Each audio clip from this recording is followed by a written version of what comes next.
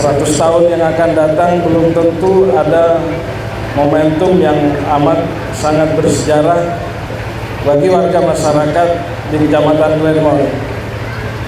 Namun demikian, seperti halnya yang disampaikan bahwa hari ini saya diminta untuk menyampaikan sejarah singkat tentang Masjid Jamek yang ada di Kecamatan Glenmore.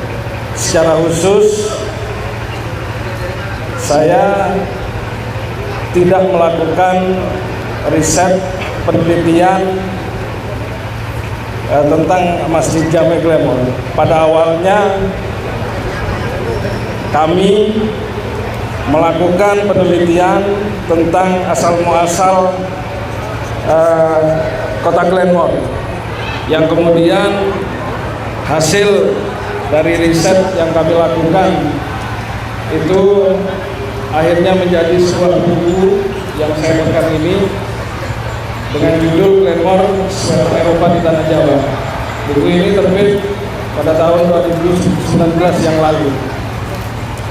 Melalui sebuah proses penelitian yang amat panjang, sekitar 4 tahun, dan di dalam perjalanan mencari informasi, mencari data yang kami lakukan, pada akhirnya tidak bisa tidak bahwa salah satu monumen yang menjadi peninggalan dari para pendahulu, dari para sesepuh di Desa Sepanjang terutama adalah Masjid Jamek yang berada di Desa Sepanjang ini.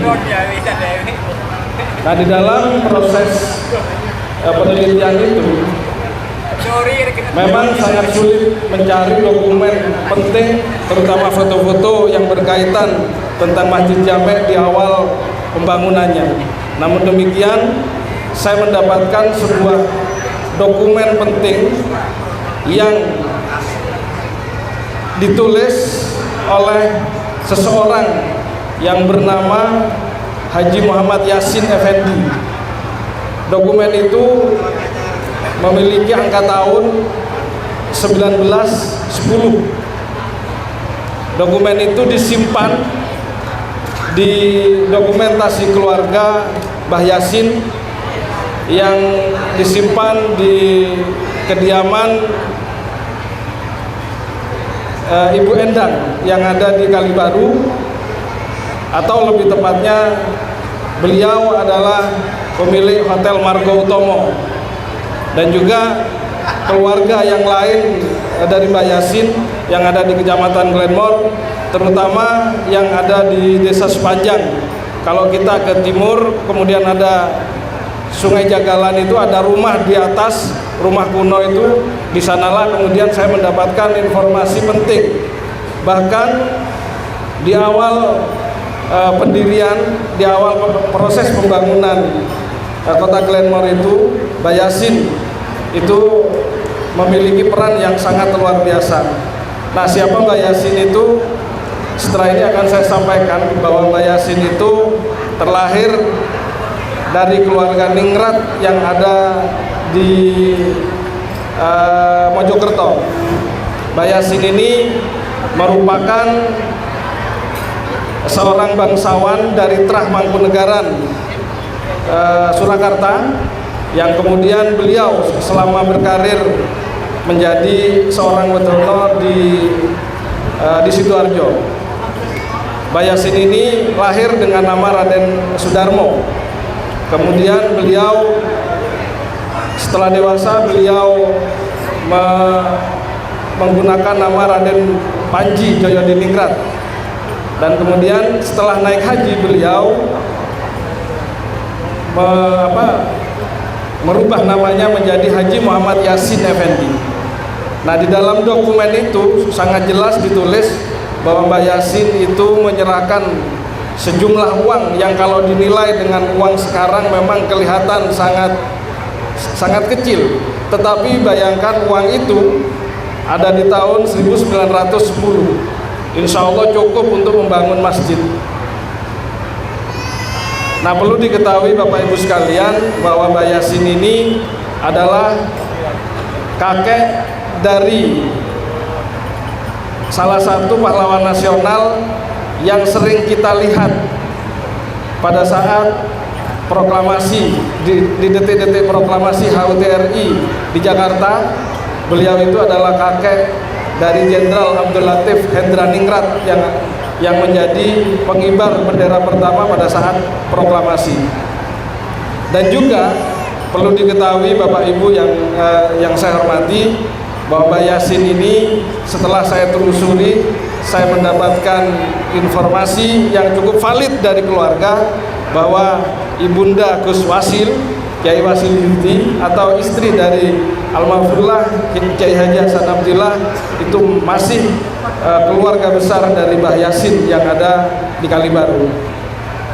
Nah, inilah yang menurut saya keberlanjutan perjuangan ini harus kita apresiasi sebagai bagian penting dari keadaan yang saat ini momentumnya Gus Wasil untuk bisa melengkapi apa yang sudah dilakukan oleh leluhurnya, apa yang sudah dilakukan oleh para pendahulu, para sesepuh yang ada di Kecamatan Glenmore. Nah, salah satu momentum ini tentu setiap generasi memiliki momentum yang berbeda-beda. Kalau Mbah Yasin itu sangat aktif terlibat di dalam proses pembangunan Masjid Jami Glenmore. Bahkan di Kalibaru sendiri, Masjid Ar-Raudhah itu merupakan wakaf dari Mbah Yasin. Kemudian saya juga seperti dengan tadi, dokumen yang saya maksud itu dokumen yang berangkat tahun 1910 itu berupa kwitansi yang ada materainya, materai kuno zaman Belanda yang berisi penyerahan uang untuk pembangunan masjid. Dan itu dokumen itu sampai saat ini masih ada, dan saya pernah membaca langsung, melihat langsung, karena memang di dalam perjalanan itu saya mau tidak mau sangat berterima kasih kepada keluarga besar Mbah Yasin, karena atas informasi data-data dari keluarga beliau hingga dokumentasi tentang sejarah Glenmore, tentang Masjid Jami itu dapat terlacak dengan cukup gamblang. Namun demikian, hingga saat ini saya masih mencari foto Masjid Jami pada saat awal didirikan. Saya hanya memiliki sebuah foto yang berangkat tahun 1928. Foto ini saya gunakan sebagai cover di dalam buku ini. Foto ini foto Pasar Glenmore tahun 1928 yang kira-kira ada di depan Pasar Glenmore itu. Foto ini disimpan di Tropen Museum Amsterdam, Belanda. Dan ini luar biasa. Sedangkan ketika saya mencari foto di tempat ini, nggak ada sama sekali. Untung Belanda untuk menyimpan dokumentasi ini. Nah, yang saya lakukan memang adalah Masjid Jami Glenmore. Perlu diketahui bahwa di dalam proses perkembangan pembangunan Glenmore ini memang Belanda itu luar biasa. Ini merupakan bagian tantangan dakwah di awal periode dari generasi awal di Glenmore itu. Belanda itu membuka tempat-tempat hiburan yang saya lihat di desa sepanjang sekitar ada 5 tempat prostitusi, kemudian tempat judi. Tentu hal ini akan merisaukan para generasi awal, terutama masyarakat Islam yang ada di Glenmore ini. Hal ini tidak bisa salah satu monumen penting, salah satu tempat dakwah yang harus dibuat adalah Masjid Jami Glenmore. Maka kemudian salah satu momen yang sangat penting ini adalah bagaimana masyarakat Glenmore yang pada saat itu berada di awal berdirinya Glenmore kemudian mendirikan Masjid Jami ini. Perlu diketahui bahwa